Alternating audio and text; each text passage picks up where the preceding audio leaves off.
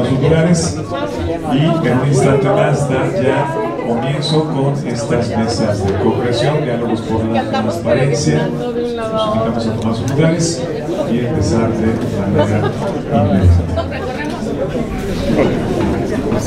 inmediata.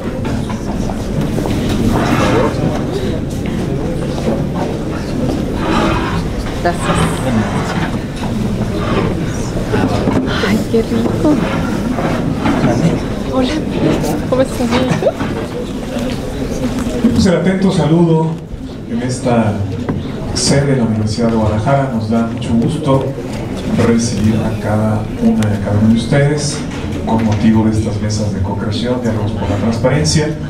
Este día, jueves 3 de abril del presente 2025, en esta sala de usos múltiples, la sala O del Centro Universitario de Ciencias Económico-Administrativas de su casa, la Universidad de Guadalajara. Quienes nos acompañan y nos van a representar son las personalidades de la mesa del presidio, iniciando por supuesto con la presencia de la maestra Cintia Patricia Cantero Pacheco, titular de la Secretaría de Planeación y Participación Ciudadana del Estado de Jalisco.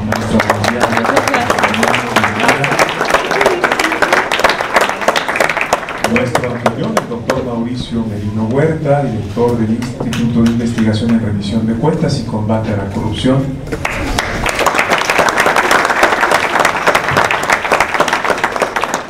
Fuerte e incansable impulsor de este tipo de actividades. Es la nueva modalidad. Gracias, doctor, por su trabajo, por su esfuerzo. También nos honra con su presencia el maestro Gilberto Tinajero Díaz, secretario técnico de la Secretaría Ejecutiva del Sistema Estatal Anticorrupción del Estado de Jalisco.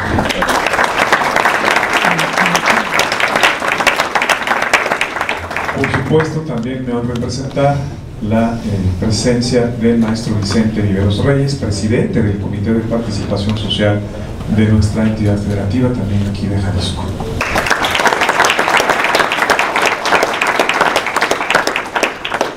Hacemos con mucho gusto extensiva esta cordial bienvenida, el saludo atento a quienes nos acompañan en línea, por supuesto a la distinguida presencia de los docentes, de los coordinadores, de la comunidad académica, de nuestras y nuestros invitados especiales, particularmente también a la comunidad estudiantil. Muchas gracias por estar aquí presentes.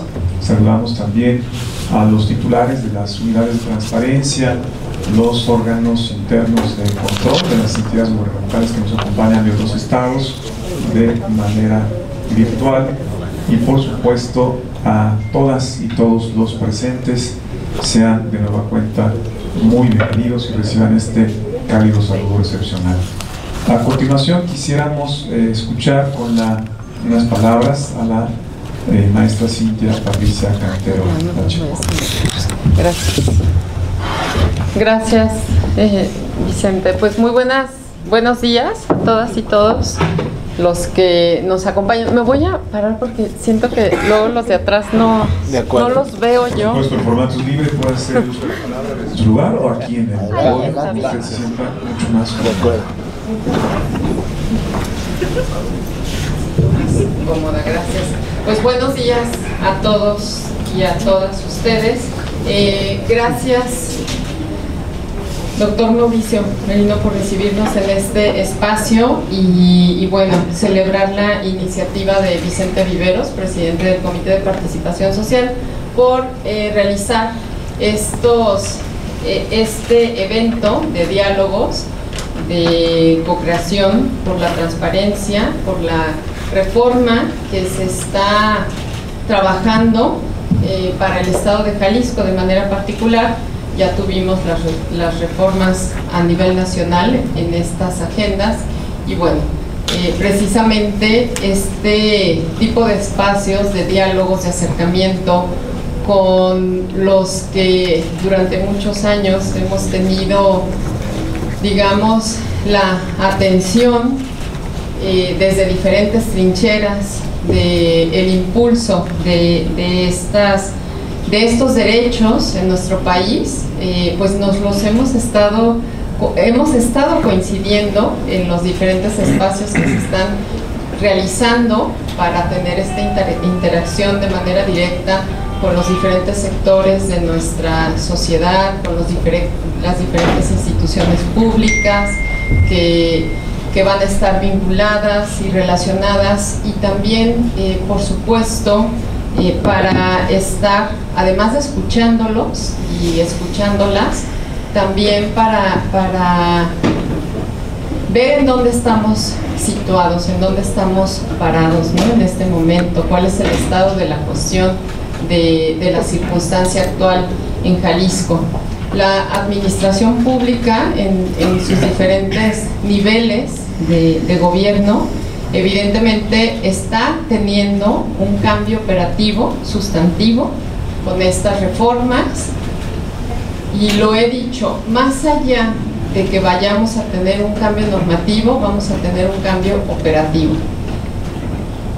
incluso mayor del que tuvimos en el 2014, 2013 y 2015. Y en este sentido, lo que yo destaco de este movimiento operativo que vamos a tener, estemos o no inmersos en el ejercicio cotidiano de la garantía de estos derechos, el movimiento, lo que yo pudiera rescatar tiene que ver con la institucionalización que ya se ha construido en estos últimos 20 años, y sobre todo del 2014 a la fecha.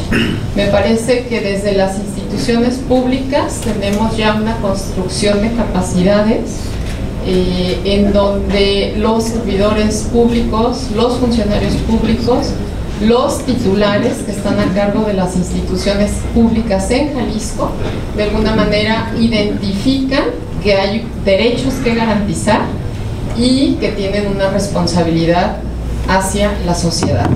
Y en este sentido, a las instituciones públicas es a quienes nos toca buscar la manera de cómo continuar operativamente, independientemente de los cambios normativos que vayan a existir, cómo garantizamos que estos derechos continúen ejerciéndose de una manera sencilla, de una manera ágil y de forma en donde no vayan a tener un retroceso.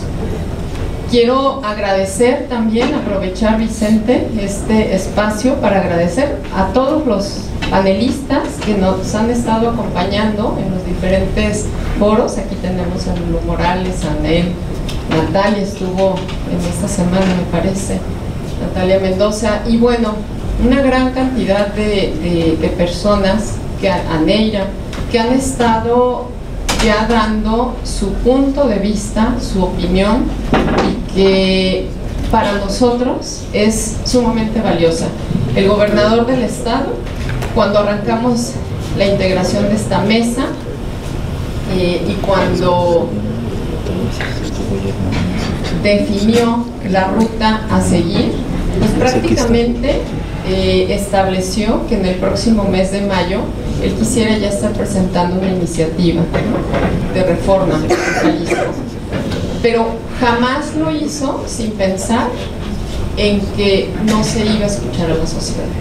Ese fue un principio que desde que hizo el anuncio lo señaló enfáticamente. Tenemos que acercarnos, tenemos que escuchar, y pues justo es lo que hemos estado haciendo.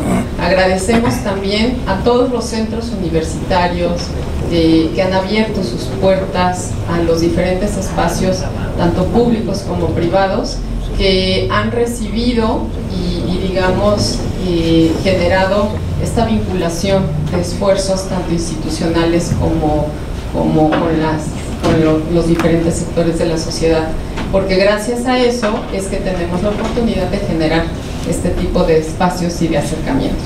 Y bueno, pues por mi parte, darles la bienvenida, celebrar la iniciativa de Vicente de que se haya realizado, y del Comité de Participación Social, para realizarlo en este centro universitario que siempre es tan participativo y que definitivamente no podíamos dejar de escuchar las voces desde el CUSEA en donde siempre ha tenido una incidencia en la vida pública de nuestro estado. Muchísimas gracias y pues que los panelistas del día de hoy y las opiniones de ustedes pues, también retroalimenten este ejercicio que está prácticamente ya por terminar. Se acerca el día en que aterricemos ya la información que hemos estado recabando y que a través de la Secretaría Ejecutiva del Sistema Estatal Anticorrupción nos han estado apoyando con todo el levantamiento de las memorias y de lo que se ha estado recabando. Muchísimas gracias.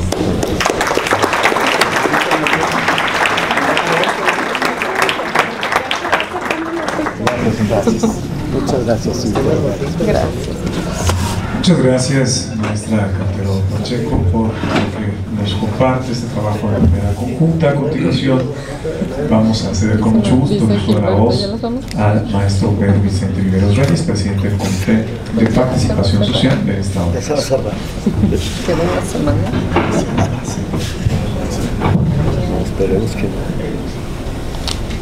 Buenos días a todas y todos. Seré muy breve porque lo importante viene enseguida.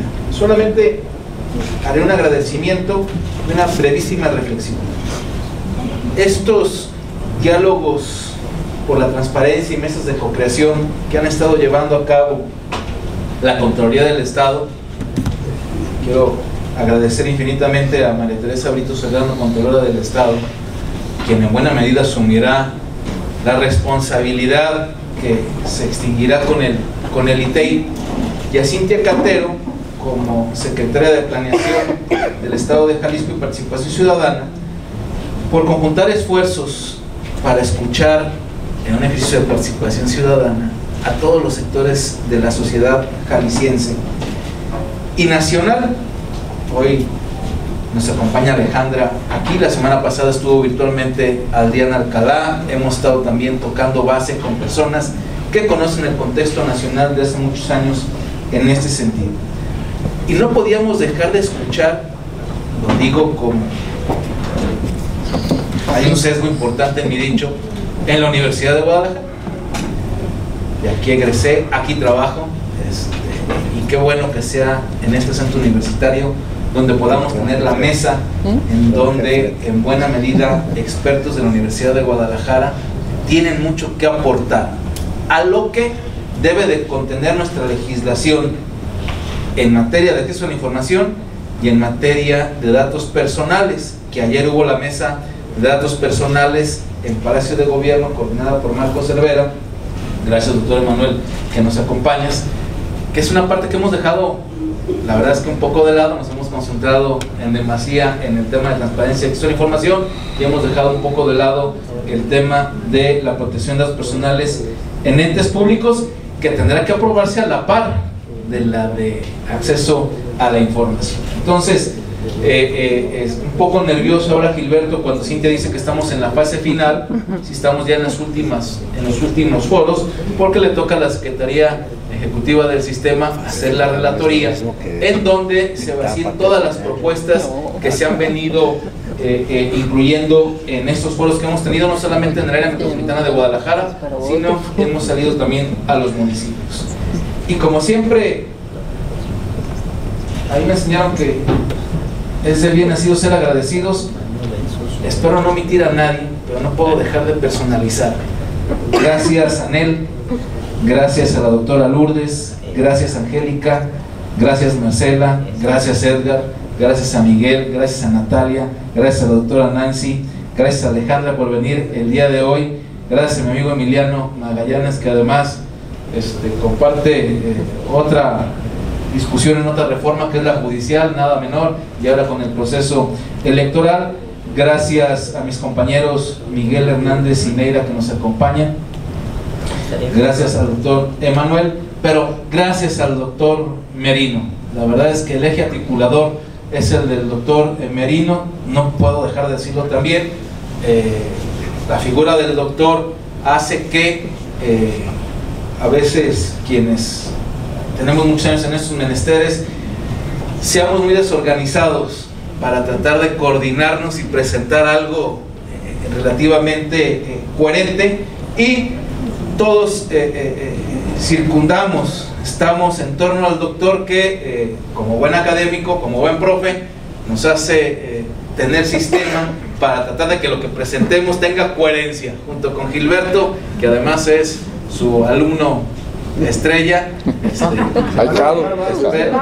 Espero que al doctor Edgar le sirva este trabajo de Gilberto para que ya le libere la tesis del doctorado, que ya sea uno de los beneficios de esta reforma. No, es que llegó con Gilberto y anda metido en este ministerio y me dice, espérame, es que luego voy a tener con mi director de tesis, y dije, bueno, entonces andan en ambos menesteres. Ustedes no están para saberlo ni yo para contarlo, pero en esos menesteres anda nuestro querido Gilberto. Gracias, doctor Merino, por recibirnos y por ayudarnos a articular. Yo con esto cierro. Tendremos una última mesa que andamos acabando de trabajar. Mañana, el lunes, estamos en el ITESO. El lunes.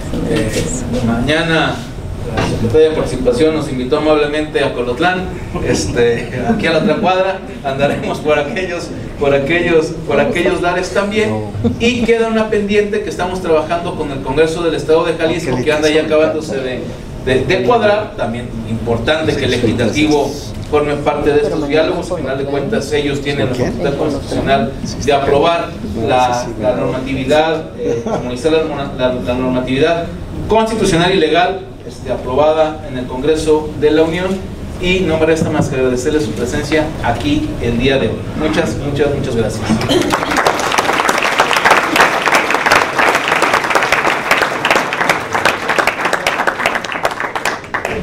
Muchas gracias, por supuesto, también por estas expresiones, el mensaje que nos ha compartido al querido maestro Pedro Vicente Vivero Reyes, presidente del Comité de Participación Social del Estado de Jalisco. Y bueno, también quisiéramos escuchar el mensaje del anfitrión, del doctor Mauricio Merino Huerta, en su calidad también de anfitrión titular del Instituto de Investigación en Rendición de Cuentas y Combate a la Corrupción. Muchas gracias. Bueno, a mí me alegra mucho este ambiente de camaradería, de amistad, porque así debe ser. Sobre todo así debe ser en tiempos aciagos, como los que estamos viviendo en el mundo entero, no solo en México, para hacerles frente con dignidad, con buenas ideas y con serenidad, con aplomo. Entonces, y también con alegría, me da mucho gusto. Personalmente estoy además doblemente agradecido.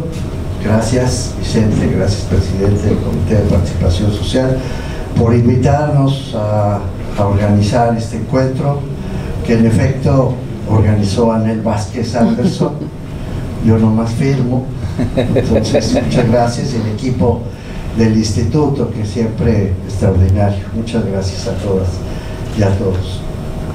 Y desde luego me siento muy complacido, ya saben, no solo porque sean las funcionarias que encabezan esta operación, Cintia Cantero y Tere Brito, sino porque nos une una larga amistad.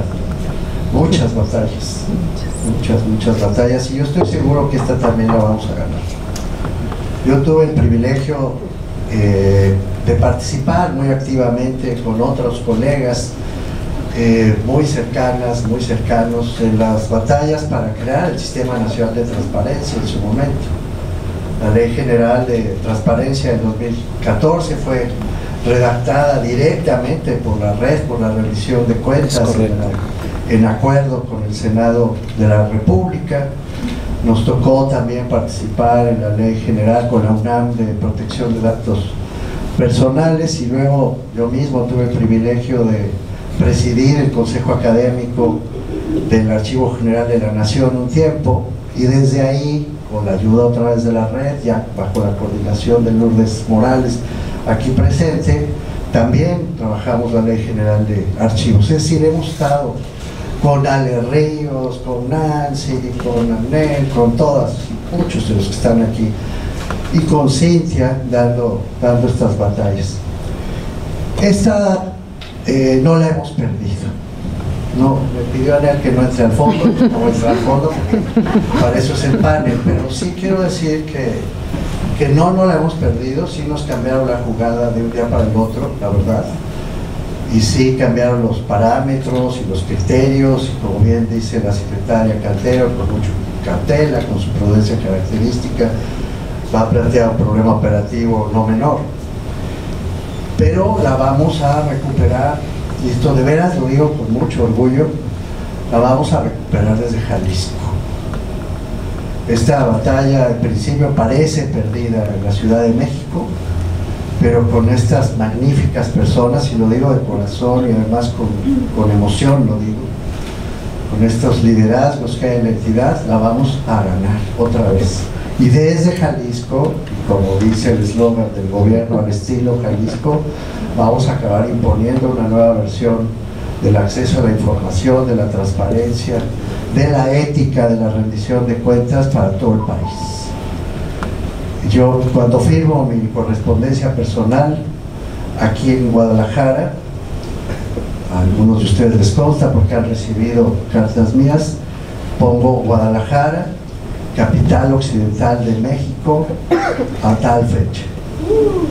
Esta es la capital occidental de México y la vamos a ganar. Gracias por estar aquí, gracias por considerar a la Universidad de Guadalajara. Bienvenidas y bienvenidos. Vamos a...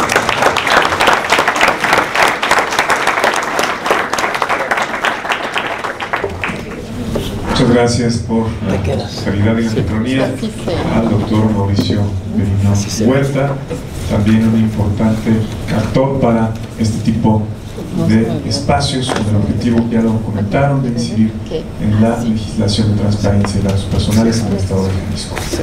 Pues les pedimos con mucho gusto a la mesa del presidio, nos invitamos a formar lugares en las primeras filas. Vamos a hacer rápidamente el cambio de mesa para que se incorporen nuestros invitados a este diálogo, y previo nos gustaría hacer la toma de la fotografía para dejar constancia de las memorias de esta actividad académica. ¿Sí? El formato también es abierto, pueden hacer una toma ahí, otra al frente del estrado. ¿Qué hacen después con las fotos? Ponemos en memorias. En memoria institucional. Gilberto las tiene que poner en... Es Las información, memorias institucionales. Claro. Falta es otra más. información pública. Para que sí, Una toma más. consta que sí vinimos. Gracias. El comité coordinador. Y se hace el cambio para invitar a la mesa a Nancy García Vázquez, profesora investigadora de aquí de este campus. Permanece el doctor Mauricio Merino Huerta. Se incorpora también a la mesa Alejandra Ríos Cáceres, directora de la oficina de World Justice Project México. Se integra también Natalia Mendoza Cervi, coordinadora de transparencia y archivo general de nuestra casa de estudios. No, gracias por la convocatoria. Hola, doctora. Aquí está. Acá está ya. ¿Qué hago? Ah, más nos recorremos. Se queda al centro, Aquí estará la moderación también, que permanece en la mesa el maestro Gilberto Tinajero Díaz, y quien además estará moderando de manera magistral esta mesa diálogos por la transparencia y hará la presentación de las finanzas de nuestros invitados.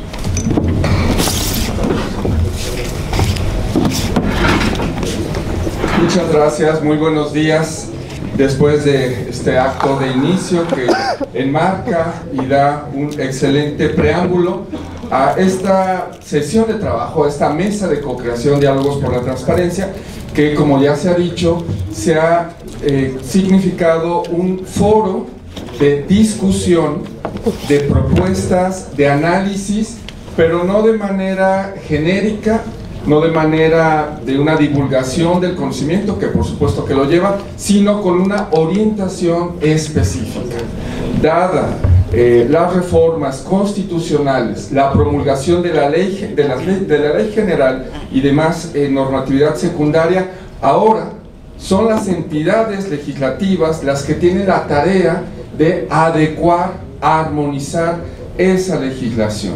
En ese sentido, se han venido desarrollando estas sesiones. Por lo tanto, el tono, si me lo permiten plantearlo de esa manera, de nuestros panelistas, sí, es discutir el estado de la cuestión, acompañado de una propuesta de una visualización lo más específica posible en el marco de lo que hoy tenemos, que es una legislación de una ley general, para que el trabajo de elaboración de propuesta de iniciativa, que en primer plano el Poder Ejecutivo del Gobierno del Estado de Jalisco hará al Poder Legislativo. Y sabemos que en este proceso pueden suceder muchas cosas, pero el arranque tiene que ser con el mayor estándar normativo y con sentido y pertinencia técnica, jurídica, pero también conceptual.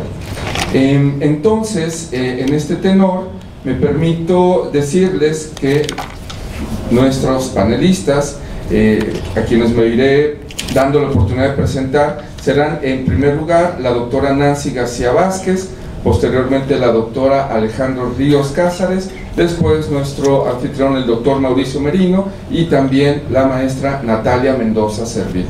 Habrá una primera ronda de aproximadamente 5 minutos, yo les haré un señalamiento cuando estemos unos 30 segundos antes de terminar esos 5 minutos, luego habrá una segunda ronda, es decir, habrán 2 rondas de 5 minutos aproximadamente, y en la medida que el tiempo nos lo permita, abrimos una ronda de preguntas de manera abierta a todas y todos.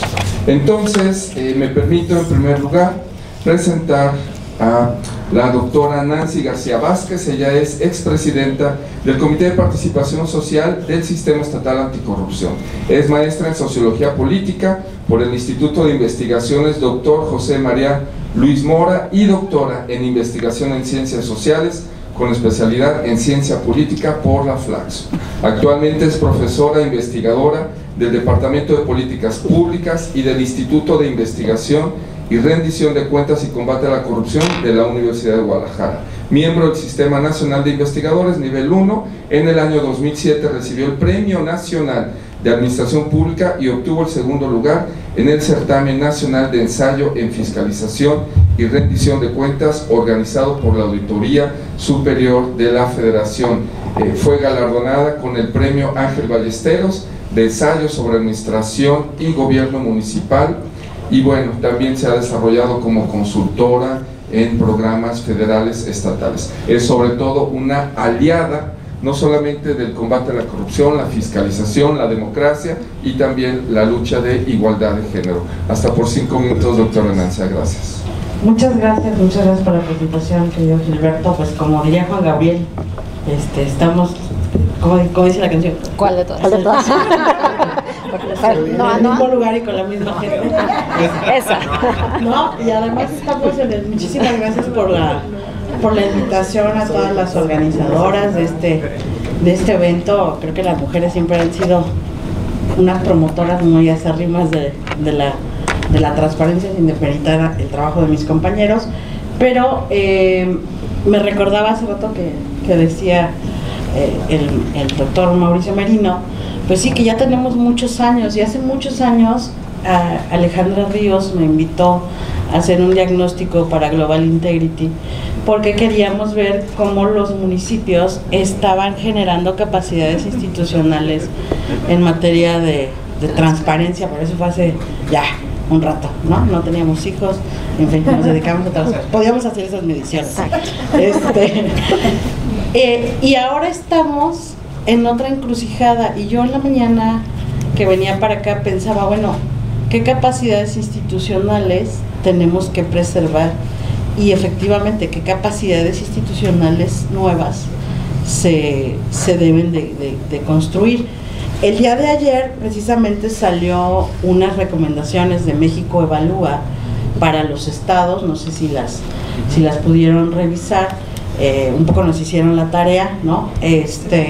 de qué es lo que los estados deben preservar en las legislaciones y sobre todo en las transformaciones institucionales, y una muy importante pues tiene que ver precisamente con que se mantenga de alguna manera la figura de un órgano garante especializado, pero además colegiado. Y yo creo que eso es algo en lo que tenemos que subrayar en el legislativo, es decir, no regresar a una figura donde la transparencia depende de una sola persona o de una sola área, ¿no? Me parece que además, como está redactada la ley general, pues hay unos retrocesos muy importantes. Yo ayer quise, por ejemplo, hacer una búsqueda para saber el presupuesto para este año para la Secretaría de Buen Gobierno y Anticorrupción y no lo pude encontrar. Entonces, o sea, ahorita hay impases en el acceso a la información que ya se están dando cuando todavía no entra en vigor la ley. Entonces, creo que esta idea de mantener un órgano colegiado, y yo le añadiría mantener también la figura de un consejo consultivo que sea a quien rinda cuentas esta nueva figura de acceso a la información, pues tiene que ser fundamental. Es decir, no podemos esperar que haya un retroceso en el sentido de tener un órgano especializado en acceso a la información, pero que no rinda cuentas a la ciudadanía y que tome decisiones de manera muy centralista. O sea, construir una institución de transparencia y acceso a la información centralizada me parece que no sería una ruta. Y la segunda parte es, bueno, y si mantenemos esta figura del órgano colegiado, ¿cómo se van a elegir a las personas que participen en esa institución, en ese órgano? Que es otra de las recomendaciones de México Evalúa.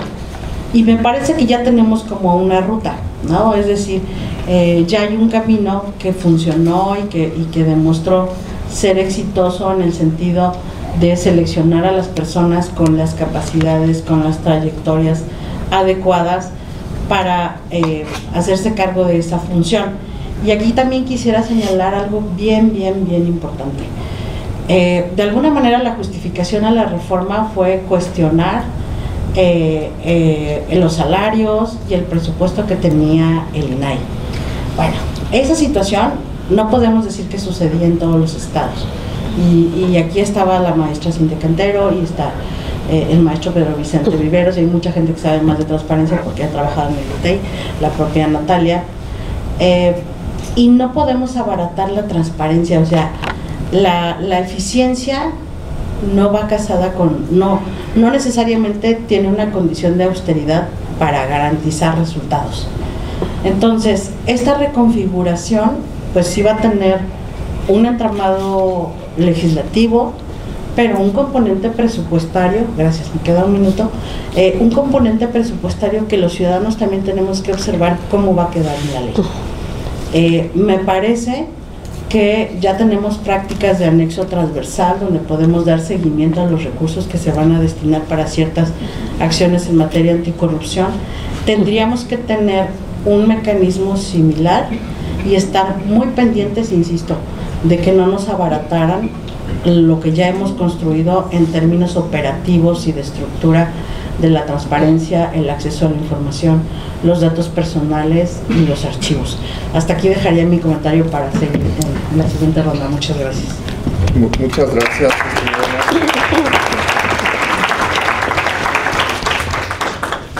Muchas gracias, estimada Nancy. Estas primeras premisas que nos planteas de integración colegiada, rendición de cuentas a un consejo consultivo ciudadano y este dilema de la eficiencia y la austeridad hay que revisarla con detenimiento. Me permito presentar a continuación a la doctora Alejandra Ríos Cázares. Ella es licenciada en Ciencia Política y Relaciones Internacionales por el CIDE. Cuenta con una maestría y doctorado en Ciencia Política por la Universidad de California en San Diego. Fue fellow en el Center of Mexican Studies de la Universidad de California en San Diego por 12 años. Fue académica de tiempo completo en la División de Administración Pública del CIDE.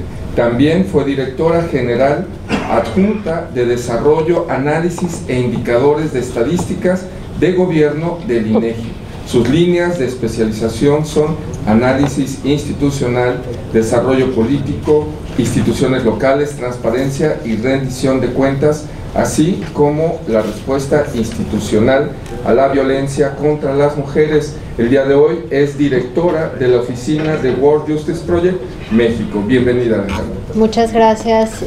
Pues muchas gracias a todos por estar aquí. Gracias, por supuesto, y como siempre, a la invitación. Muy agradecida de la invitación. Gracias, profesor Merino, como siempre, tomando liderazgo en las discusiones sobre estos temas. Entonces, muy contenta de poder compartir con ustedes reflexiones. Como son 5 minutos, como son muchísimas las reflexiones que se pueden hacer, nada más quisiera empezar con 2 reflexiones muy rápidas iniciales. Una es un poco aludiendo a la parte, buscando el optimismo y la parte positiva o las cosas que pueden ser positivas en el marco de una reforma que, digamos, para decirlo con claridad, una reforma muy regresiva, ¿no?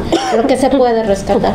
Entonces, cuando se aprobaba esta reforma, incluso cuando se planteó, la primera sensación que al menos a mí me traía a la memoria era la situación que se confrontaba en 2007, donde la primera documentación era tener un mismo derecho, pero múltiples maneras de poder ejercerlo. Y entonces era un poco el caos mental, ¿no? De estamos teniendo un retroceso espantoso de 14 años o quién sabe cuántos años y todos nos deberíamos de tirar a un barranco.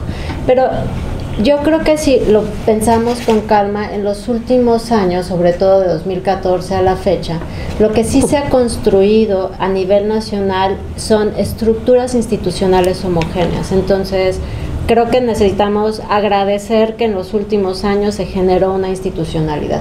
Casi todos los sujetos obligados, aquí pues traigo lo último que hice, pero no me sé de memoria los datos, pero la mayor parte de los sujetos obligados a nivel estatal, reconocidos como sujetos obligados a nivel estatal, tienen un comité de transparencia. ¿Funciona? ¿No funciona? Eso es parte de lo que, ¿no?, del propio desarrollo institucional. Lo que pasa es que creo que hemos sido profundamente impacientes con la construcción institucional, pero hay comités de transparencia. Alrededor del 70% de las instituciones tienen comités de transparencia, ¿no? Se reconoció a lo largo de generar las obligaciones de transparencia, nada más hay que pensar en toda la normatividad que venía alrededor, incluyendo la ley de armonización contable. Lo que se consiguió fue generar criterios mínimos para la creación de la información. Entonces, esos directorios sueltos, perdidos, que no se podían vincular con las remuneraciones, etcétera, se construyeron. Resumo diciendo que a lo largo de los últimos años generamos criterios de construcción de información. Créanme, una solicitud de información en el 2002, 2003 respecto, por ejemplo, de presupuesto, uno podía recibir un presupuesto de 148 cuartillas y otros donde te decían el presupuesto son 7 pesos, sufragio efectivo, no reelección y se acabó, ¿no? Entonces, hemos creado una lógica de construcción de información, de archivos, de institucionalidad, etcétera. Y lo pongo sobre la mesa porque creo que sí es retroceso, sí es una reforma restrictiva, pero no nos está agarrando en las mismas circunstancias. Y aquí retomo esto para darle empuje a lo que decía el profesor Merino al inicio, de que se pueden hacer las cosas mejores. Las reformas constitucionales nos ponen un piso mínimo, ¿no? Y de ahí para adelante podemos hacer muchas cosas. Entonces aprovechemos lo que ya existe, lo que sí hay, que son estas institucionalidades y también un poco estos criterios. Que el federalismo sea ahora nuevamente nuestra fortaleza, es decir, que la competencia pueda generarse, esta es ya mi visión súper optimista, súper mega optimista, ¿no? Que pueda generar una competencia entre las entidades para ver quién aumenta más. Y la segunda reflexión en estos primeros minutos es no olvidarnos que la transparencia o el derecho de acceso a la información, que es de lo que hablan estas leyes, está dentro de este marco, de este paraguas que es la transparencia, y que la transparencia sí la tenemos que entender sistémica. Entonces, no solamente es la parte de la normatividad, no solamente es la parte operativa, que sí cuenta muchísimo, sino también la construcción del propio proceso de información. Y como buen sistema, lo que se necesita también son criterios de coordinación. Entonces, Yo dejaría sobre la mesa que en la construcción de la normatividad se tiene que tomar en consideración la fragmentación en los criterios de construcción. Puede ser un órgano colegiado, yo estaría de acuerdo con eso, ¿no? Faltaría pensar en la figura jurídica, ¿no? No puede ser un organismo autónomo, puede ser un descentralizado, sectorizado al Poder Ejecutivo, y no necesariamente a la Secretaría, por ejemplo, de la Contraloría o el Buen Gobierno. Necesita un margen de legitimidad muy sólido, porque al momento va a tener jurisdicción sobre los gobiernos municipales, cosa que no entiendo, ¿no? Entonces, mientras todos nos llevemos más o menos bien, la disputa entre gobiernos municipales y el gobierno estatal puede ser complicada. Entonces, esa gobernanza tiene que tomar en consideración que va a tener jurisdicción sobre gobiernos municipales. Lo segundo, y otra vez regresando al punto de la coordinación, es que se fragmenta. El Poder Legislativo va a tener su propia unidad, digamos, esto atiende al Poder Ejecutivo y municipios, o la pregunta es, ¿atiende al Poder Ejecutivo y también a los municipios, o va a haber otra cosa? La otra es, en términos del Poder Legislativo, va a ser su órgano interno de control, también la Comisión Estatal de Derechos Humanos. Entonces, se multiplicaron los organismos garantes, déjenme decirlo así. Y esto implica, en mi perspectiva, diseñar un mecanismo de comunicación horizontal, porque lo que no puede suceder es que tenemos los principios. Lo que sabemos también es que los principios se pueden aplicar e interpretar, lo sabemos, no debería de ser, pero de manera distinta. Y creo que los mecanismos de coordinación entre estos distintos órganos es algo que tiene que prever con muchísima claridad la ley. Y ya para acabar, nada más para decirles, ¿no? En principio, cada sujeto obligado, su unidad de transparencia, quien va a resolver esa solicitud de esa información, al rato les doy los datos, pero nada más a nivel nacional tenemos 946 órganos internos de control de administración pública estatal centralizada, 946, ¿no? Que claro van a estar coordinadas por las 32 entidades de la Contraloría, Buen Gobierno o similares, pero a nivel federal, para mí, una de las mayores preocupaciones es la dispersión de criterios, que eso sí era lo que se había logrado consolidar con el Sistema Nacional de Transparencia. Entonces, creo que es importante que sea colegiado, que tenga mucha legitimidad, pero si yo pudiera dejar en 5 minutos algo sobre la mesa es súper importante los esquemas de coordinación estatal para que los criterios sean homogéneos. Y ya me pasé. No hay ningún problema, al contrario.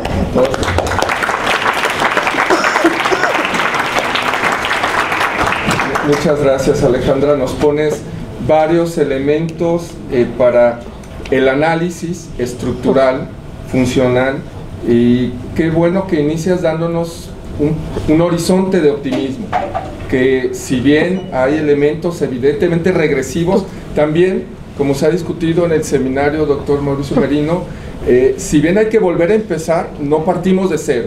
Y esto usted lo ha dicho muchas veces cuando se presentan los resultados del informe país, aun cuando tenemos indicadores no favorables, estamos en una ruta mejor y hay un andamiaje que no podemos desaprovechar.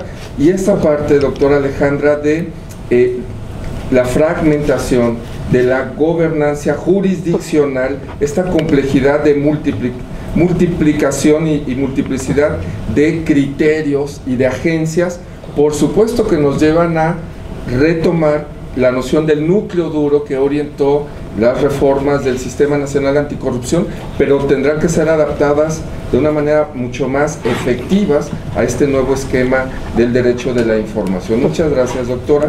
Me permito presentar, aunque realmente no necesita presentación, su mera presencia lo da, pero bueno, el doctor Merino, Mauricio Merino Huerta, es director del Instituto de Investigación en Rendición de Cuentas y Combate a la Corrupción. Y con eso, doctor, muchas gracias. Gracias. A ver, ahí va ya. No. Este es el bueno. Este es el bueno. Parece que sí. Se le va la pila luego. Y los chicos de sonido, a ver si andan por ahí, para que nos ayuden. Puntualmente, telegráficamente, para usar con éxito los 5 minutos. Primero, Creo que aquí se ha dicho y se ha insistido en las mesas en las que yo, gracias a Vicente Vivero, yo he tenido la oportunidad de estar. Hay que aprovechar lo que ya tenemos. Este es el mensaje. Hay que aprovechar lo que ya tenemos y además tomar vuelito para avanzar otro poco. Este es el mensaje, ¿no? Crucial. Ya terminé. Ahora, segundo, es que de eso se trata.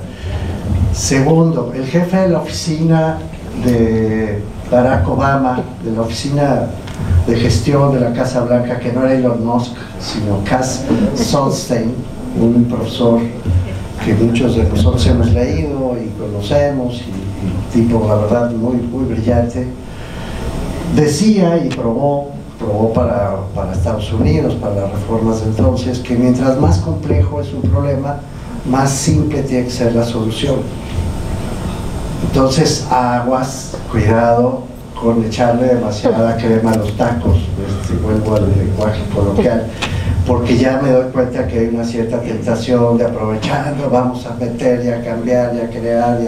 No, mientras más complejo, más simple es la respuesta. Así funciona el mundo de la gestión pública y este es el caso. Ya hemos aprovechado, es decir, ya dijimos, hay que aprovechar lo que tenemos, eso es simple, eso no hay que darle muchas vueltas.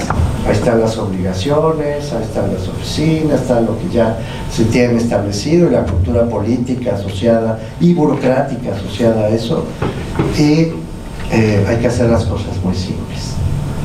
Tercer asunto. ¿Qué está haciendo el gobierno federal y la mayoría parlamentaria que lo respalda? No están, si escuchamos con atención a la presidenta Sheinbaum, en ningún momento ha dicho ella que no esté de acuerdo con la transparencia. Es más, se regodean en la Cámara de Senadores, de Diputados, la mayoría legislativa y la propia jefa del Estado mexicano diciendo: nosotros somos más transparentes. O sea, no están en desacuerdo con la transparencia, pero sí están en desacuerdo con que la transparencia sea controlada por otros. No les gusta ser controlados. Este es el punto. No le demos más vueltas, ese es el tema. Dicen transparencia sí, pero nada de INAI, de comisionados y de partidos de oposición, nada. Nosotros lo controlamos. ¿Okay? Esta es la nuez de la reforma que estamos enfrentando. Si ustedes ven la ley general recientemente aprobada, que sustituyó la anterior, verán que las obligaciones más o menos se mantienen, las que teníamos. Si no me meto en este berenjenal, liberan a Pemex, liberan a la Comisión Federal, liberan como siempre a las Fuerzas Armadas. No nos metamos, permítanme ahorrarme eso ahorita. O sea, lo que están diciendo, no sé, es transparencia sí, pero la controlamos aquí. Punto. Por lo tanto, se va el INAI, y se van los comisionados, y se va el Consejo Consultivo. Todas esas cosas que ellos odian, ya sabemos, por órdenes del presidente López Obrador. No digo nada que no sepamos en este salón. Y incluso en Morena, ¿no? Así funciona el asunto. Si esto lo tenemos claro, entonces, para poder eliminar esos órganos, esa autonomía, ese control externo, tuvieron que fragmentar todo el control de la información. Claro, eliminado el INAI, que por eso era autónomo de Estado, para estar por encima de todos, y un solo órgano tenía la última palabra. Una vez eliminado el INAI, pues se creó este caos de fragmentación. Entonces dijeron, ok, pues que las contralorías se hacen bolas. Entonces, ¿quién resuelve en última instancia? Pues las contralorías del Poder Judicial, del Legislativo, de cada Cámara, de los gobiernos de los estados, todo. Órale, vamos a que las contralorías se encarguen de esto. ¿De acuerdo? Entonces, tenemos frente a nosotros, yo creo que un horizonte bastante simple de entender, la verdad. Es decir, estamos obligados a darle a las contralorías la labor que tenían los órganos autónomos de transparencia. ¿Qué es lo que no podemos perder? Voy al siguiente punto rápido. Uno, sí, lo que ya teníamos, y además el vuelito para convertir lo que ya teníamos en algo que nos garantice su futuro. Voy a eso. Y segundo, evitar que las contralorías se pasen de listas. No es el caso de Jalisco, Cerebrito no lo haría. Pero qué tal que ya no está Cerebrito, qué tal que empiezan las barbaridades, ¿no? Entonces necesitamos crearle a la Contraloría, en materia de transparencia, un órgano ciudadano y un órgano de vigilancia para que cumpla con su misión. Punto. Todo lo demás, con todo respeto, es rizar el rizo, como dicen los españoles. Ahora, eso está a la salida, y ya voy prácticamente de salida. Fíjense, para asegurar lo que ya tenemos, tenemos que darle garantías a la construcción de la información. Nos estamos peleando por información, no perdamos de vista esta obviedad. Es información, son datos. ¿Okay? Lo que estamos produciendo, lo que estamos defendiendo es nuestro derecho a saber la información pública. No hay ninguna duda, no es un pleito de otra naturaleza, queremos saber la información que se produce. Bueno, y además queremos que se sepa en tiempo real, lo más rápido que se pueda, de la manera más eficiente posible. Y estamos frente a una nueva era tecnológica. Hoy todos estos bichos, todos estos aparatos no solo nos desafían, sino que nos coloca en una situación tecnológica relativamente cómoda para avanzar. Bueno, si todo lo que estoy diciendo es cierto, y creo que lo es, añado todavía, la presidenta Sheinbaum ha insistido una y otra vez, yo he tratado de pasar este mensaje, creo que sin éxito, pero voy a machacar, en que la Agencia Digital Nacional va a tener un papel relevante, muy relevante en su gobierno.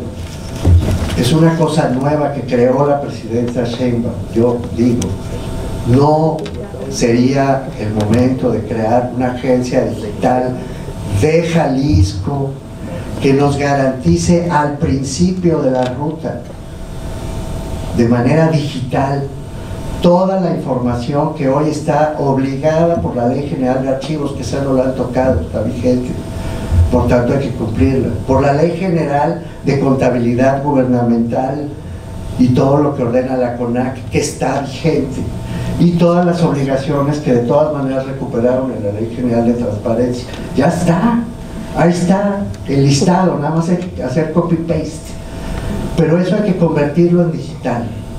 Y hay que simplificarlo, y hay que ponerlo a disposición del público, independientemente de que alguien lo pida o no, independientemente de que nos estemos peleando de si el acceso y no el acceso, y el órgano colegiado, y ver quién entra y quién no entra. No, hay una cosa digital previa. Yo tengo la ventaja, la revelo aquí, ya bajo la manga, de tener como colega en el Instituto de Investigación en el que trabajo al doctor Rubalcaba, que es uno de los grandes expertos en estas materias digitales, y él es el que me ha estado dando algún feedback para esto de la digitalización. Está sucediendo en todo el mundo, va a suceder en México.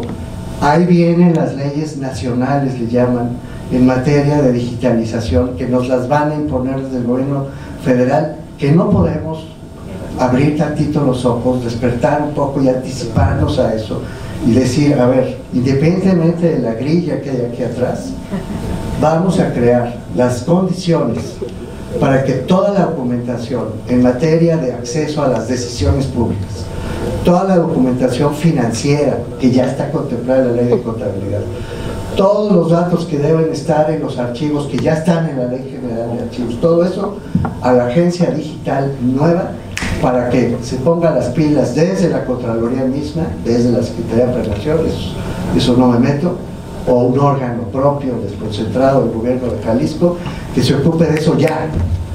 Y una vez creado esta agencia digital, pues ponemos un montón de organizaciones a vigilar que se cumpla. Gracias.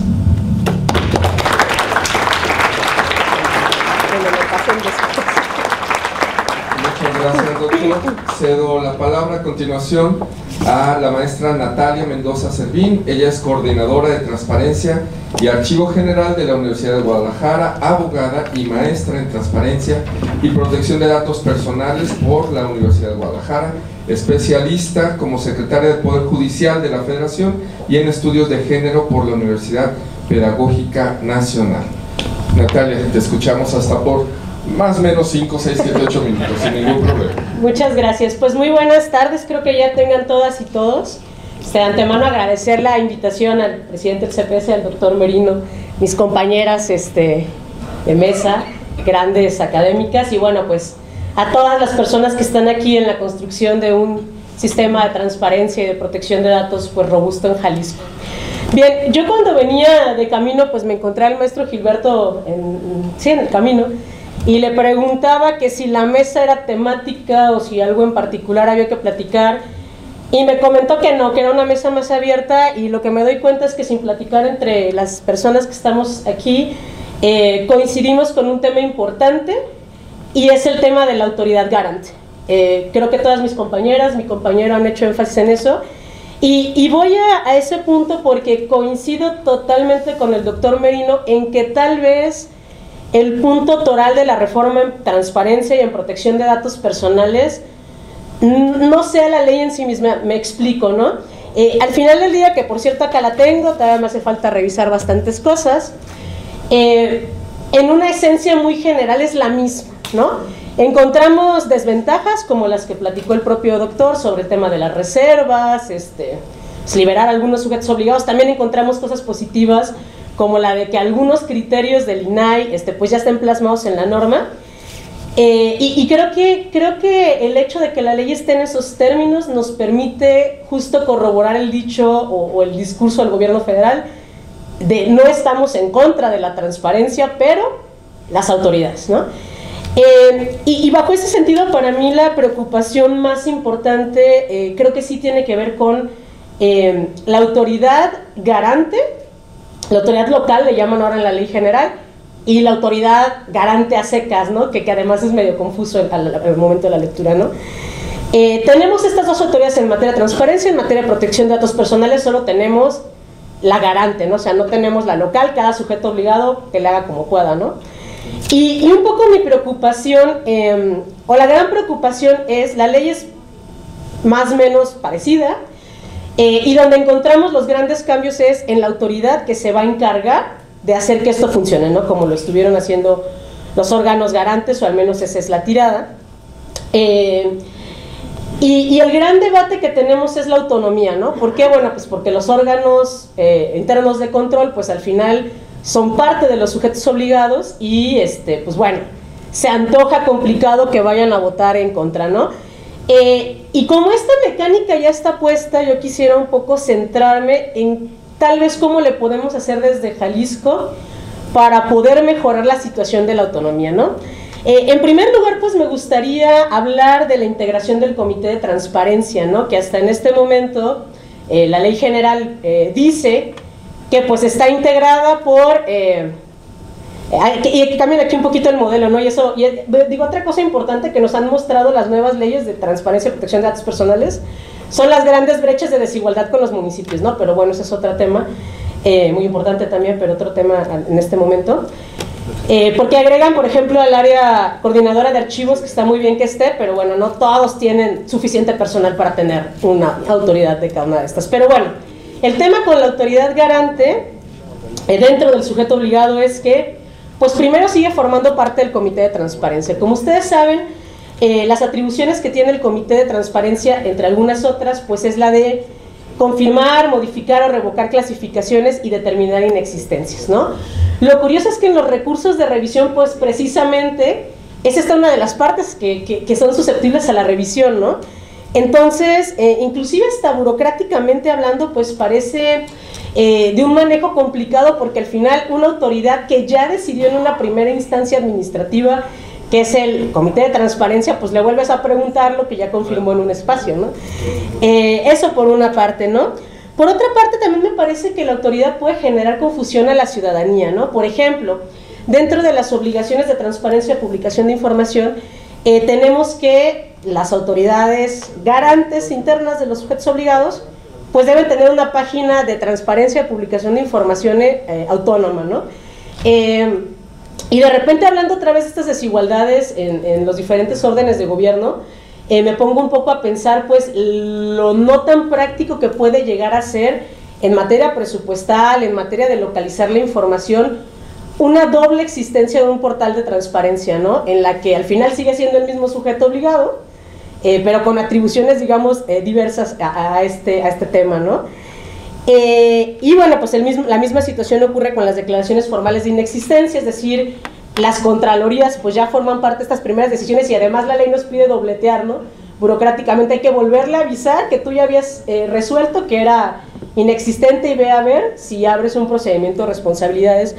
Me parece que se abre también una brecha muy importante en el tema del derecho sancionador, porque inclusive pues la propia Ley General de Transparencia ya señala un plazo de prescripción de 5 años, que habría que ver cómo armonizamos a la par de la Ley General de Responsabilidades Administrativas, porque inclusive en el tema de sanciones, pues Transparencia las llevaba desde una perspectiva diferente, inclusive protección de datos, versus responsabilidades administrativas de manera pura, ¿no? Entonces me parece que ahí hay un tema importante también a revisar.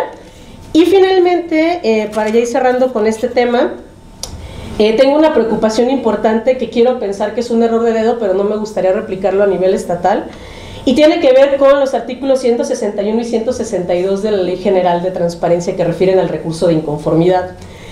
Leo textualmente el 161, las personas particulares podrán impugnar determinaciones o resoluciones de las autoridades garantes, es decir, de las del sujeto obligado, por la vía del recurso de inconformidad en los casos previstos en la presente ley o ante el Poder Judicial Federal, ¿no?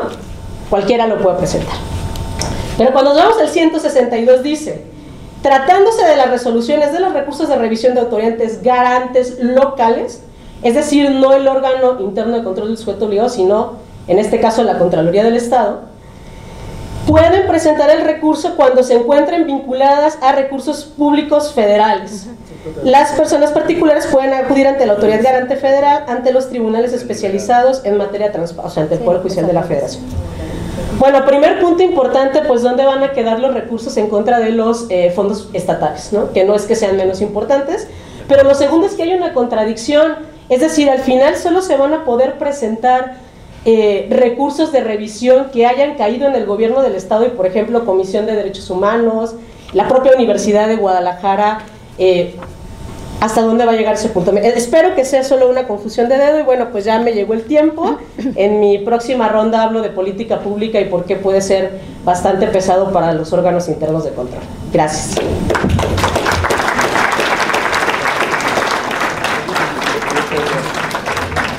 Muchas gracias a Natalia, que nos da un abordaje pues, de temas específicos, concretos, operativos, que se van a convertir en esos desafíos de, como se dice coloquialmente, el diablo se esconde en los pequeños detalles normativos, así es que pues advirtamos esos escenarios.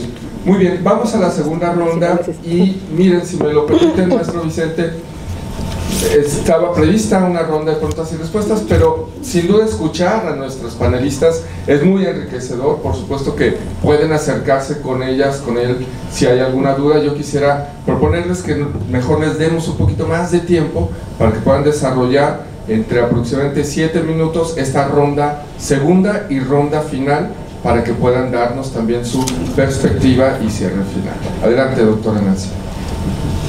Muchas gracias. Pues sí, yo creo que nos pusimos de acuerdo, porque yo también quería comentar de manera muy breve, y porque además no tenemos toda la claridad, este papel de los órganos internos de control. Y aquí está el maestro Miguel Vázquez de la Contraloría, porque precisamente, y pensando muy local, ¿no? La Contraloría del Estado hizo esta métrica de los órganos internos de control, que es muy interesante porque da un panorama de las condiciones laborales de las personas que trabajan en los órganos internos de control. O sea, las instituciones están hechas de personas, ¿no? Y es muy fluctuante la estabilidad laboral de las personas que trabajan en los órganos internos de control. O sea, a diferencia de lo que tuvimos o de la experiencia que hemos tenido en el ITEI, ¿no? Que la fluctuación no es tanta, ¿no? Y que son instituciones que a lo mejor se reforman cada 6 años. Imagínense a nivel municipal que puede cambiar cada 3 años. Entonces, por ejemplo, en esta métrica de los órganos internos de control, ¿no? Casi el 60% del personal solo tenía 1 año de laborar. Los que tienen 10 años era como el 5%, si no mal recuerdo, ¿no? Entonces, ¿cómo vas a generar la misma capacidad institucional que tuvimos o que hemos tenido en el ITEI y que costó años, ¿no? Y que casi tenía su servicio profesional de carrera igual en el IEPC, cuando tienes estas realidades tan diferentes en los órganos internos de control estatales, en los de los organismos descentralizados y a nivel municipal? Entonces, no sería, yo me atrevería a proponer una mesa de trabajo específica con la Contralora para pensar que sí es posible, en esta misma línea que decía el doctor Merino, de pensar realistamente y desde lo sencillo, ¿no? O sea, de que sí se pueden hacer responsables los órganos internos de control con las condiciones estructurales que tienen y que no las vamos a cambiar, ¿no? Y que no, o sea, porque como tú dices, o sea, por una parte está esta contradicción de ser sujeto obligado y ahora ser una especie de garante, pero los órganos internos de control en este momento no tienen las capacidades institucionales, humanas, de infraestructura, de tecnología para asumir un compromiso de esa naturaleza, ¿no? Y eso no es menor, o sea, esto mismo podríamos extrapolarlo al resto de los órganos que ahora van a asumir funciones en materia de transparencia, protección de datos personales, o sea, que no es lo mismo, ¿no? De archivos, que no es exactamente lo mismo. Entonces, me parece que lo que está señalando Natalia, e insisto, por la experiencia local que tenemos, que probablemente sea también realidad en otras entidades de la República, o sea, sí amerita pensar de manera muy focalizada qué es lo posible, ¿no? Dicen que la política es el arte de lo posible. Entonces, con estos diagnósticos, por ejemplo, que tiene la Contraloría, pues que sí es posible. Cuando la Contraloría, por ejemplo, se subió a la plataforma digital nacional, bueno, ¿cuál fue la infraestructura que permitió que la Contraloría fuera la dependencia pública que más participó y que más se articuló a la plataforma digital nacional?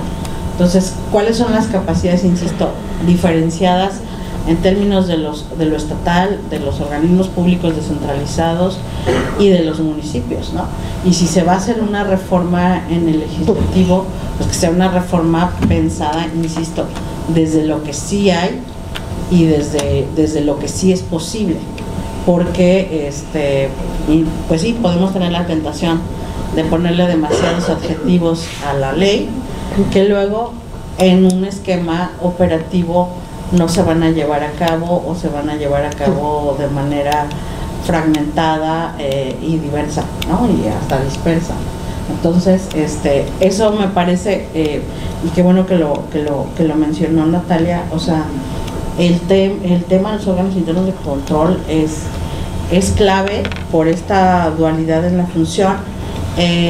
Y bueno, también una última idea, no sé cuánto tiempo me queda con el tiempo.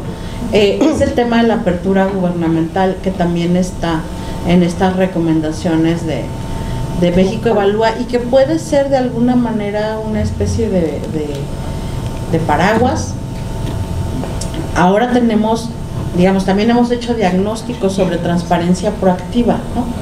Entonces, ¿qué de estas cosas de transparencia proactiva pueden ser obligatorias, ¿no? Creo que también estamos como en un momento de coyuntura donde muchas prácticas proactivas se pueden volver ya obligatorias, ¿no? Y estar plasmadas en la ley. Buenas prácticas de algún municipio, ¿no? Que pueden ser trasladadas a otros ámbitos. Entonces también repensar, digo, en los diagnósticos que hemos hecho, pues las solicitudes de información no son perfectas y hay áreas de mejora para las solicitudes de información. Entonces creo que sí hay microprocesos que nos pueden dar pistas importantes de qué mantener en estas reformas, cómo salvar lo que ya hemos avanzado en términos de transparencia y acceso a la información, y sobre todo cómo contener estos retrocesos que están en la ley general, ¿no? Cómo contenerlos en términos de las realidades institucionales de las diversas organizaciones dependencias públicas que ahora van a tener que desarrollar funciones en materia de transparencia. Yo aquí dejaría mi comentario. Muchas gracias. Muchas gracias, doctor.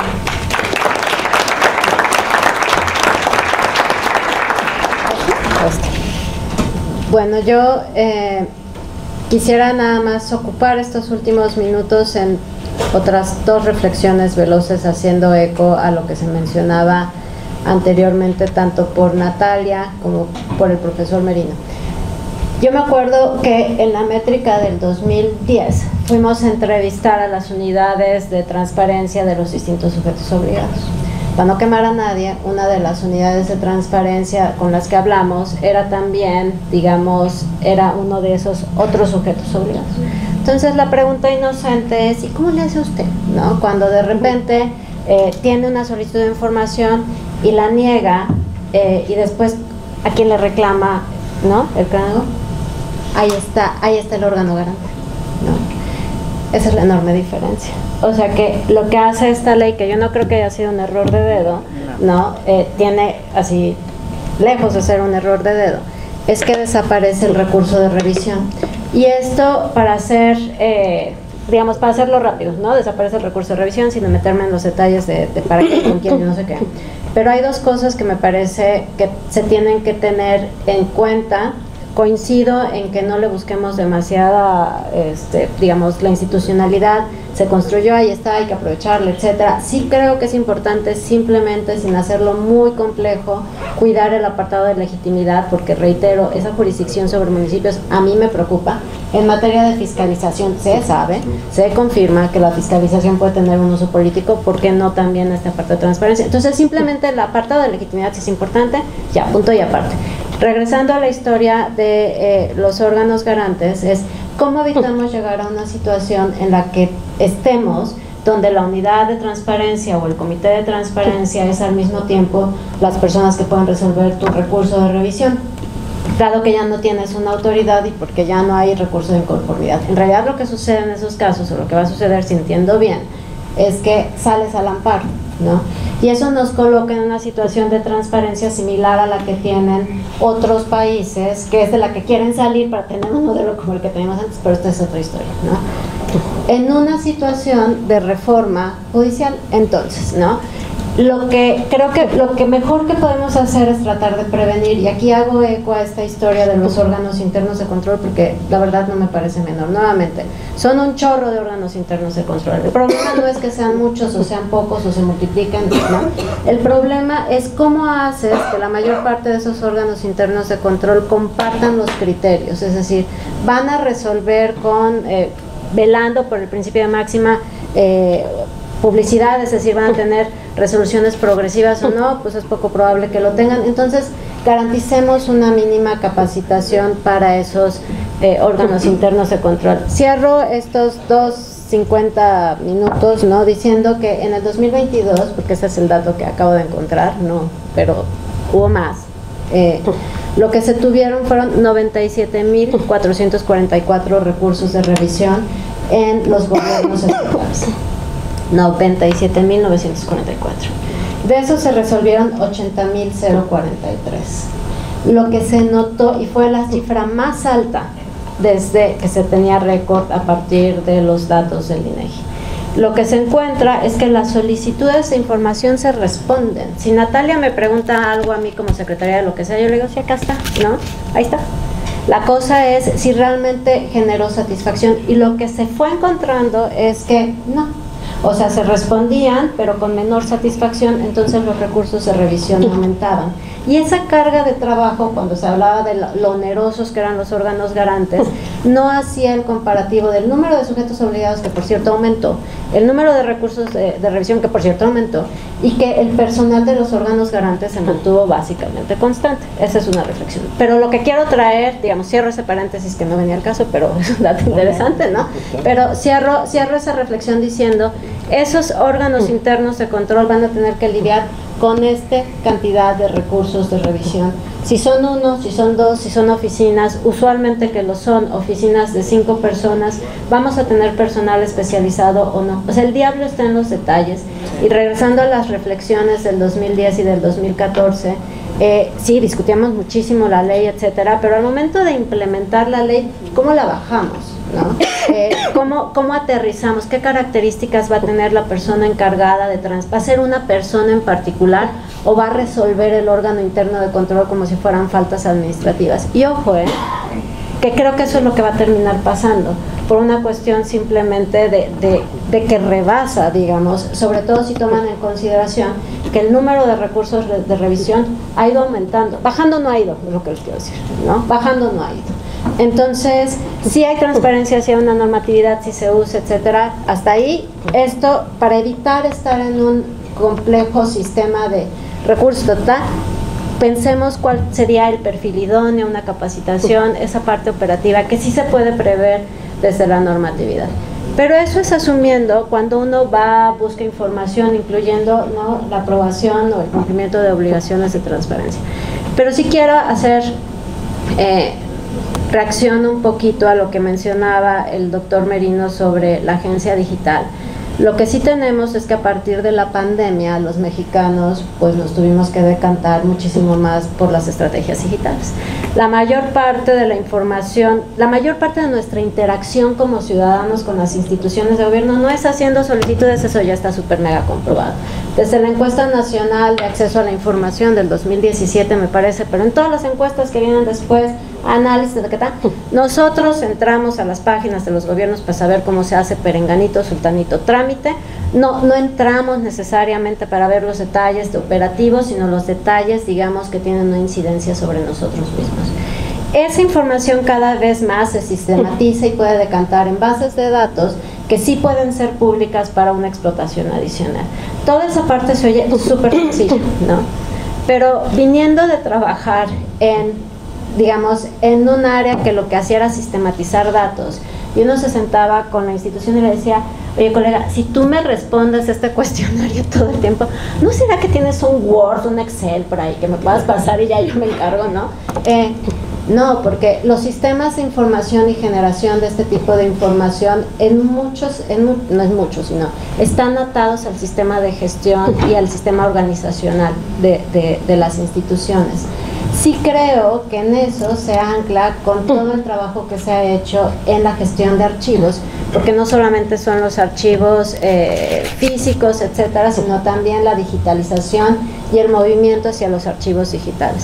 Y aquí sí hay otra enorme pregunta. La mayor parte de los órganos garantes estatales tenían una voz muy sólida en la construcción del sistema estatal de archivos. Entonces, simplemente dejar sobre la mesa que no se olviden de ese apartado, porque ya digitalizar me parece como el estadio superior de la evolución, pero por lo menos ir organizando la información de una manera correcta. Y creo, otra vez, tenía aquí el dato, otra vez son datos puros revueltos, pero perdón porque lo estoy jalando, pero al menos en Jalisco, la utilización de los criterios archivísticos para la organización de la información, dejen ustedes si es digital o no, podían decir con seriedad que el 53% de los sujetos obligados de la Administración Pública Estatal de Jalisco organizaba sus archivos de acuerdo a una lógica de serie documental, ¿no? Esta es una pregunta que se diseñó con Ramón Aguilera, de cómo le preguntarías a alguien cómo organiza, por serie documental o por espacio disponible, ¿no? Por espacio disponible. Entonces, si es por espacio disponible, no está organizado con una lógica archivística. Entonces, 52%. Si hay un trabajo ahí importante que hacer que no se debe de olvidar. Coincido en que podemos movernos hacia adelantarnos y pensar en el futuro. No creo que sea imposible. Lo único que diría es, tiene que ser digamos, un poco igual desde no sé si desde la ley de archivos, pero sí desde, ¿no?, la Secretaría de la Contraloría, Buen Gobierno, Función Pública, qué sé yo, desarrollo administrativo, ¿no?, como tipo SECODAM de aquellos años. Y lo segundo, dejo eso sobre la mesa siguiendo tu reflexión, Mauricio, pero lo segundo es, a mí sí me angustia a niveles espantosos la capacitación de los órganos internos de control, porque si no todos vamos a terminar en amparos,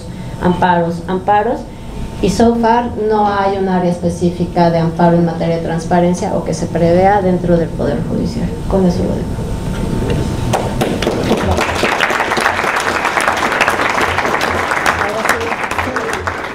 Continuamos, doctor Perito. Sí, gracias. Qué gusto escuchar a las colegas, la verdad.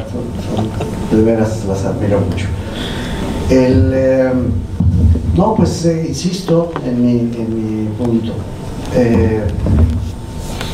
Fíjense cómo lo que estamos discutiendo es que no hay información, entonces se pide la información y cuando se entrega mal, entonces hay que ir al recurso de revisión porque no existe lo que estamos pidiendo o nos lo entregan mal, nos lo entregan mañosamente, digamos. Si eso se corrige antes, desde el principio, pues todo lo demás sale sobrando. Nadie pide lo que ya tiene. Entonces, así de elemental es la cosa. Nosotros solemos poner las cosas siempre al revés. No sé por qué tenemos esa tentación, ¿no? Fíjense, la Ley General de Archivos salió 3 años después que la Ley General de Transparencia. Era una locura, era poner, como dice, la carreta delante de los bueyes, no sé cómo es el refrán ese, pero todo de cabeza. Primero hay que tener la cosa y luego la pides. Esto es lo que estoy diciendo. Ahora tiene razón Alejandra Ríos, poner una cosa muy compleja otra vez, ¿no?, de archivos y de sistemas, nos va a volver locos, pero sí podemos tener el listado que ya existe en la ley y que ya tenemos años trabajando. Y sí podemos tener el listado de cosas financieras que ya están en la Ley General de Contabilidad y en la CONAC, ya están. Y fiscalización. Y por cierto, el dinero, siempre digo esto, perdón que lo repita, yo tengo mi tarjeta de crédito, lo voy a volver a decir, cada vez que yo gasto dinero en Oxxo, me aparece aquí el gasto. ¿Dónde tiene su dinero el gobierno? Pues lo tiene en el sistema financiero, en el mismo, pues ahí ya está. Es cosa de darle clic y de organizarlo con cierto, un orden básico. Para eso, si le pedimos peras al olmo, si estoy siendo claro, es antes, no después. Nos estamos peleando por el después, cuando en realidad tenemos que resolver el ex ante, al principio. Ahí está el problema. Bueno, ahora, sí estoy siendo claro, ¿verdad? Si eso se lo dejamos a los contralores, pues sí, vamos a empezar a... Claro, eso le viene bien a nuestro instituto porque podamos dar cursos a los contralores, diplomados y con mucho gusto, Miguel, dile a la contralora. Pero sería mucho más eficiente crear una agencia digital y todos esos papeles que ya existen, meterlos en orden, ponerlos en funcionamiento y soltarlos a la nube. Cada vez que alguien llega a decir, oye, quiero que me digas en qué te estás gastando el dinero, ya está publicado, ya lo tienes. Quiero que me digas, a ver, ¿qué pregunta la gente? De acuerdo con las métricas, me va a corregir alguien, pero pues lo tenemos muy estudiado también acá en el instituto. ¿Qué pregunta? Preguntan 3 cosas. 1, preguntan lo que les interesa personalmente. Preguntan sobre el Infonavit y sus fondos de ahorros, preguntan los trámites que tienen que hacer para sacar liceo, preguntan lo que afecta a su vida. Eso ya está digitalizado en buena medida, esa es la verdad. Entonces hay que afinarlo si tú quieres, pero no es la gran cosa, en serio no es la gran cosa. Hay que trabajarlo, pero quiero decir, no es una creación imposible. ¿Qué más pregunta? Pregunta sobre el dinero. Pregunta dónde va el dinero, quiere saber dónde está la lana, incluso para hacer negocios. Cosa perfectamente lícita y además está ordenado así por la ley y como ya expliqué varias veces, ahí está disponible. La cosa es que no se abre. Bueno, pero ya está. Y tercero, preguntas sobre los asuntos de las grandes decisiones gubernativas, las que tienen que ver con concursos, con impacto ambiental, con decisiones gubernativas que le afectan a una comunidad, a un grupo, a una universidad para hacer investigaciones, decisiones fundamentalmente. Luego hay una batería de vizcachas, si tú quieres, pero el 90% o más de las preguntas, de los recursos de revisión, todo esto confirmado por el ex INAI, están ahí, en esos rubros. Es lo que a la gente le preocupa. ¿No es cierto, Paco? Bueno, todo eso se puede digitalizar. Y entonces ya le evitas el problema a los contralores de distintas cosas. La Contraloría Interna puede controlar eso. Y pones a los ciudadanos organizados, latosos, conservosos a vigilar que todo eso suceda efectivamente. Si no sucede, hacer escándalo con todos los medios posibles. Eso es todo lo que yo quiero reiterar, querido Jesús. Muchas gracias. Muchas gracias.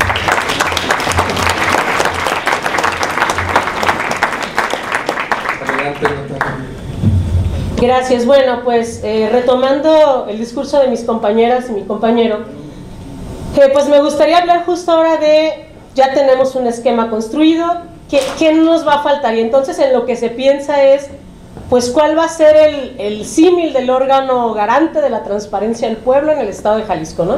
Además me permito mencionarlo porque aquí está un diputado que anda interesado en el tema, y qué bueno que están ocupados en ese asunto, pero me gustaría reflexionar lo siguiente, porque no dejo de pensar como en todas las... Se trata de que la construcción de esta autoridad no vaya a ser combatida por una acción de inconstitucionalidad, porque además eso nos cuesta dinero, ¿no?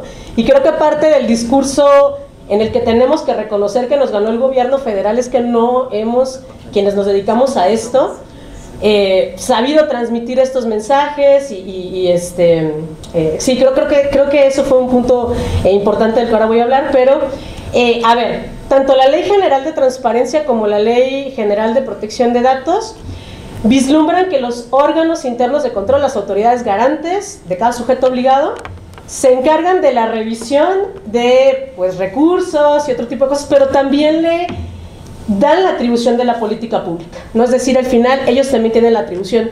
Y entonces la preocupación que tiene la doctora Ale es muy válida, ¿no? Porque los órganos internos de control tienen responsabilidades administrativas, revisan fondos públicos, tienen procedimientos de entrega-recepción, hay que agregarles los recursos y hay que agregarles la política, ¿no? Y luego de repente no es que nuestros integrantes de órganos internos de control no puedan hacerlo, pero me parece que hay un mundo en el tema de la capacitación, ¿no? De repente yo me imagino a un sujeto obligado responsable presentando una evaluación de impacto a la privacidad, ¿no? Que es un documento sumamente técnico y que las contralorías, insisto, no que no puedan aprender, no que simplemente es un trabajo pues muy técnico, ¿no? Entonces, pues justo aquí la preocupación de la doctora Ale en el sentido de, bueno, pues nos van a estar resolviendo como un procedimiento de responsabilidades administrativas, no lo sé, pero pareciera que por la carga y por la experiencia que ellos tienen, porque al final esa es la experiencia que tienen, pudiera ser un tema, ¿no? Entonces, a mí me parece importante esta propuesta que da el doctor Merino en el sentido de la agencia digital, porque probablemente una agencia más desde esta perspectiva y no tanto una réplica de transparencia para el pueblo en el estado de Jalisco pudiera tal vez pues justo ayudarnos a evitar una acción de inconstitucionalidad, porque ya las atribuciones están puestas a los órganos internos de control, pero que a la vez sí pudieran ser pues una herramienta útil con el gobierno electrónico, con el gobierno abierto, con la administración electrónica,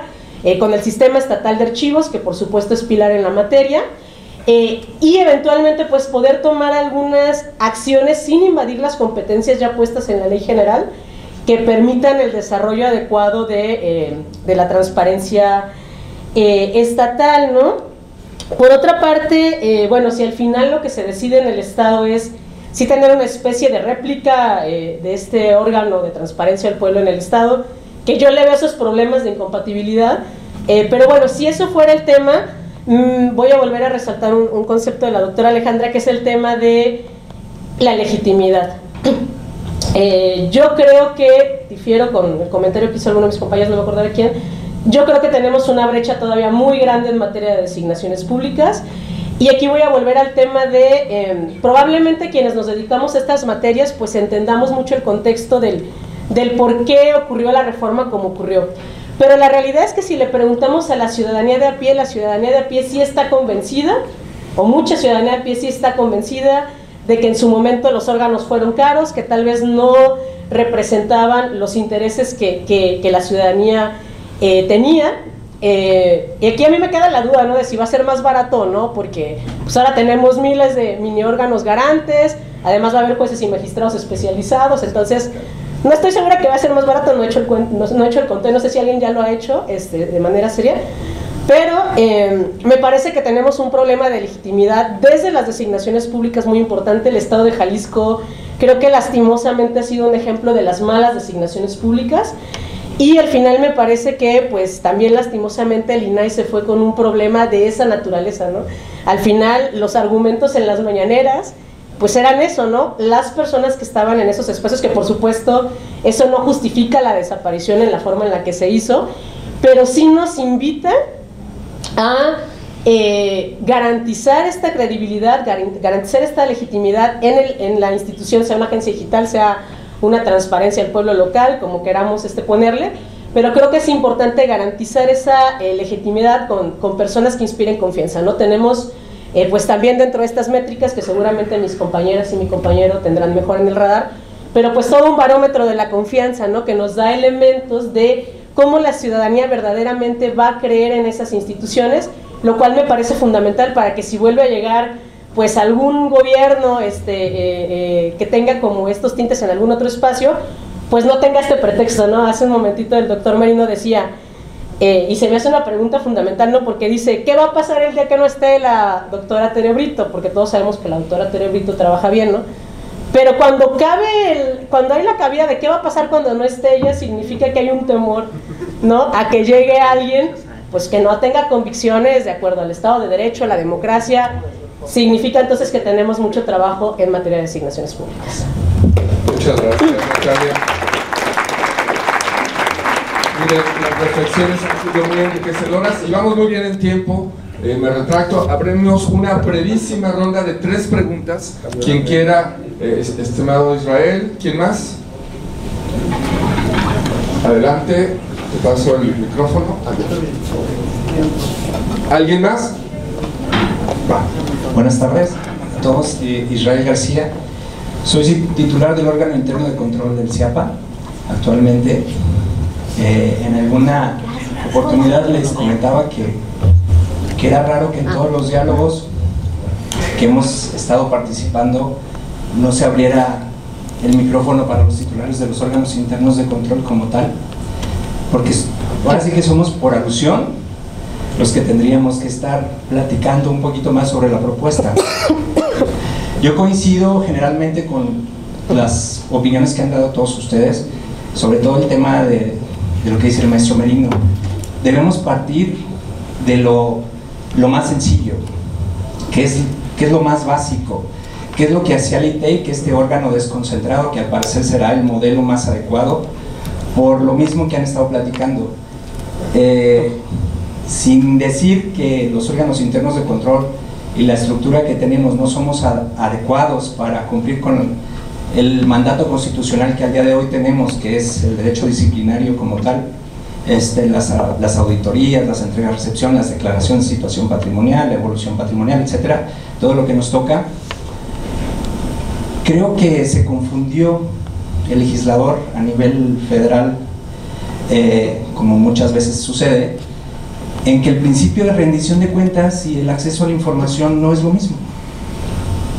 Nosotros, como titulares del órgano interno de control, somos expertos en rendición de cuentas, en derecho disciplinario, pero no somos expertos en acceso a la información ni en transparencia. Para eso hay una unidad de transparencia y para eso existían el INTEI en su momento. Creo que se puede salvar todavía lo que se ha hecho de alguna manera en establecer el piso mínimo, los criterios mínimos, cómo se debe de resolver. Si el problema es quiénes van a resolver, tenemos que dejar en la mesa las guías de cómo se tiene que resolver. Es decir, no les tenemos que dejar abierta la puerta para que cada quien resuelva como él quiera con los criterios que él quiera. Yo coincido en que en la manera en la que nosotros como órganos internos de control, como titulares, los perfiles que tenemos, seguramente no somos los más adecuados para resolver, porque esa es una función, como ustedes decían, técnica. Ya me pusieron en un minuto. Es una función técnica. Entonces, desde mi punto de vista, tenemos que establecer, y no será, y ahí la pregunta, ¿no? No será que lo que tenemos que establecer en la ley son esos criterios mínimos que resuelva quien resuelva, sean los titulares de los órganos internos de control o el órgano desconcentrado, no le demos manga ancha para que lo hagan de la manera en la que mejor les parezca, sino que tengan unos lineamientos, una guía para que lo realicen. Muchas gracias, estimado Israel. ¿Alguien quisiera en lo particular dar alguna noción? Pues Alejandro. yo nada más diría de eso que la idea es justamente evitar esa dispersión en las interpretaciones, pero los principios están en la ley, los principios están en la ley general, se replican en las leyes estatales, inclusive las leyes estatales los pueden ampliar, etcétera.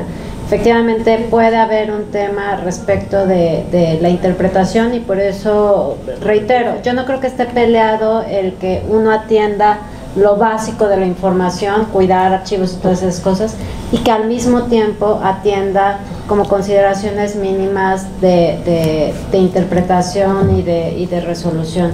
Pero los principios ahí están, o sea, la historia es que todos los conozcan, se entiendan, ¿no?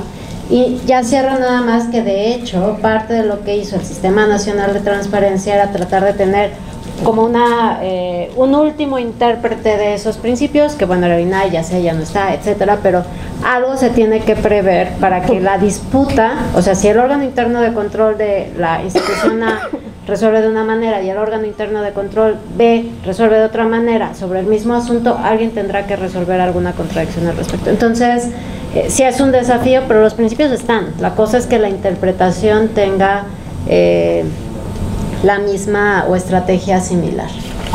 Creo que eso digo. Pues muchísimas gracias, ya nos pusieron la música como en los casinos. Sí, yo dije, Bueno, de esta manera concluimos nuestra mesa y me quedo con una palabra: movernos hacia el futuro. Muchas gracias, que tengan excelente tarde.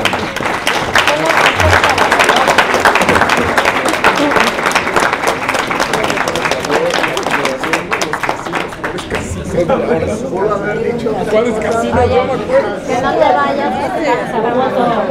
Pero los casinos de fiestas de 15 años. Y a ver si alcanzamos. Solito se balconeó. Pasó sin transparencia.